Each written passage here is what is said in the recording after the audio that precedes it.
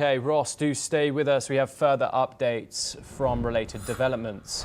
Germany has said that the ball is in Iran's court following talks between the UK, France and Germany and Tehran over its nuclear program. The discussions come after European powers last month set a 30-day deadline for the potential re-imposition of snapback sanctions if no deal is reached.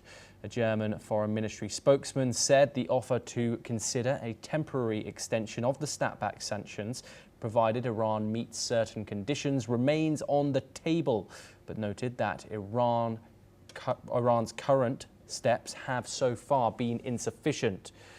We are once again joined by Ross Feingold to discuss this further. Ross, Germany says the ball is in Iran's court here. How much leverage do the UK, France and Germany realistically have in these talks?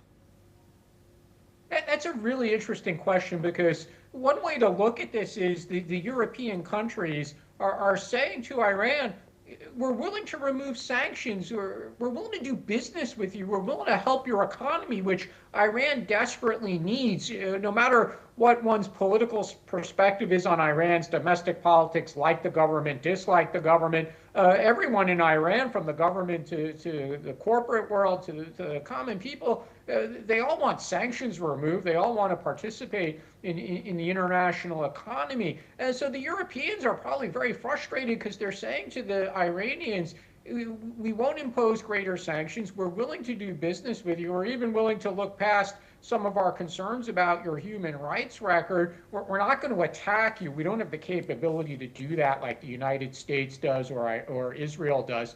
And Iran is being recalcitrant. And again, this is extremely frustrating to the European countries who genuinely want to see a deal. And again, they're willing to do business with Iran and welcome Iran back, at least into the international community of trading nations.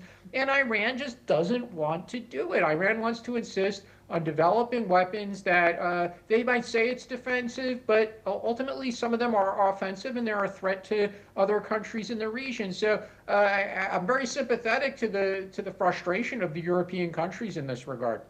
And Ross, looking ahead, if these snapback sanctions are reimposed, does that effectively kill the chance of any new nuclear deal, or is there still space for diplomacy here?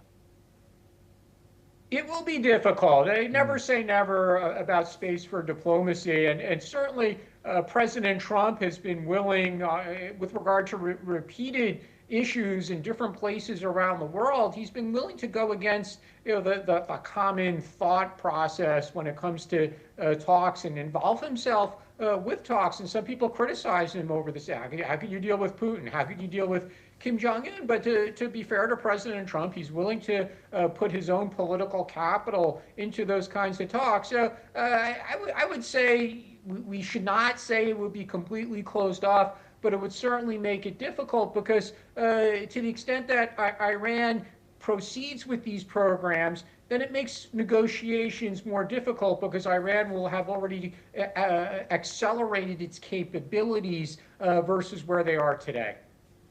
Ross Feingold, it is a pleasure, as always, to have you here on the program. Thank you very much for joining us. We stay in West Asia next, but where Israel has